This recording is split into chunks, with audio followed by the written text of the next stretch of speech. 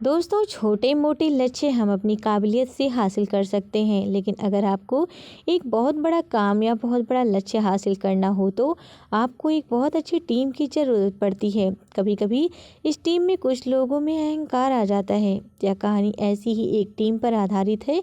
हमें आशा है कि आपको यह कहानी सुनकर बहुत कुछ सीखने को मिलेगा। दोस्तों, शेरा नाम का शेर जंगल के सबसे कुशल और सबसे ज्यादा क्रूर शिकारियों में गिना जाता था।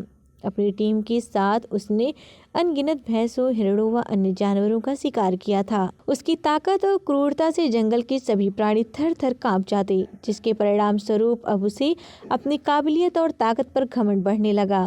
एक बार उसने अपनी टीम के साथियों से कहा, आज से जो भी शिकार होगा उस पर सबसे पहला मेरा हक होगा। मेरे खाने के बाद ही बचा खुचा हुआ आपस में बांटकर खा लेना। अपनी टीम के एक सदस्य शेरा के मुंह में ऐसी घमंड भरी बातें सुन सभी अचंभित थे। तभी उनमें से एक बुजुर्ग शेर ने शेरा से कहा, तुम होश में तो हो? तुम्हें आज अचानक क्या हो गया? तुम ऐसी बातें क्यों कर रहे हो? शेरा बोला, मैं बिल्कुल होश में हूँ। क्या तुम सभी नहीं जानते कि हम जितने भी शिकार करते हैं उसमें मेरा सबसे बड़ा योगदान होता है। मैं ही तो हूँ जिसकी वजह से हम इतने शिकार कर पाते हैं। इसीलिए शिकार सबसे पहला हक मेरा ही है और अब सभी को मेरी बात माननी ही पड़ेगी।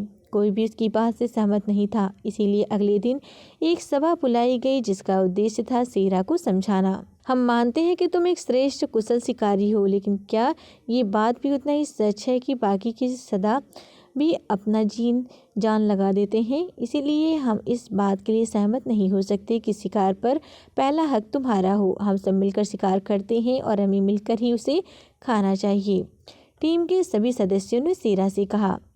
शेरा इस बात को सुन गुस्से से अपने ही घमंड में चूर होकर बोला, तुम सबकी मति मारी गई है जो मेरी बात को मानने से इनकार कर रहे हो। अगर ऐसी ही बात है तो आज से मैं अकेले ही शिकार करूंगा और तुम सब मिलकर खुद अपने लिए शिकार करना।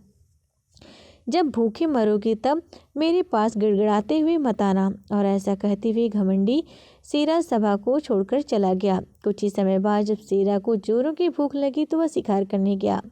वो भैंसों के एक झुंड की तरफ दहाड़ते हुए बढ़ा, पर वो देखकर हैरान रह गया कि जो भैंसा उसे देखकर ही कांपने लगता था, आज उसने आने पर जरा सा भी नहीं घबराया, उल्टे एकजुट होकर उसी का मार मार कर दूर खदेड़ दिया। भैंसों से पिटने के बाद उसने सोचा, चलो कोई बात नहीं, मैं हिरण का शिकार कर लेता हूँ। और वह हिरणों की तरफ बढ़ा, पर अकेले वो कहाँ इन फुर्तीले हिरणों को घेर पाता। हिरण भी उसके हाथ नहीं आई। अब शेरा को एहसास हुआ कि इतनी ताकत होते हुए भी बिना टीम के सहयोग पाए वो एक भी शिकार नहीं कर सकता। उसे पछतावा होने लगा। अब वह टीम वर्क की महत्व अच्छे से समझ चुका था। वह निराश बाकी शेरों के पास पहुंचा और अपने इस व्यवहार के लिए भी क्षमा मांगा। एक बार फिर जंगल उसकी यानी उसकी टीम के खौफ से कांपने लगा।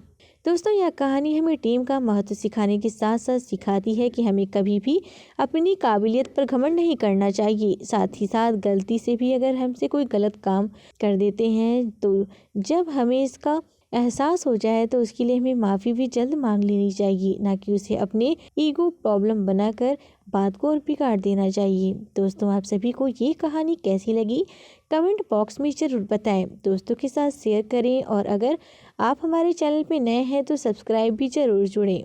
आप सभी का बहुत बहुत धन्यवाद।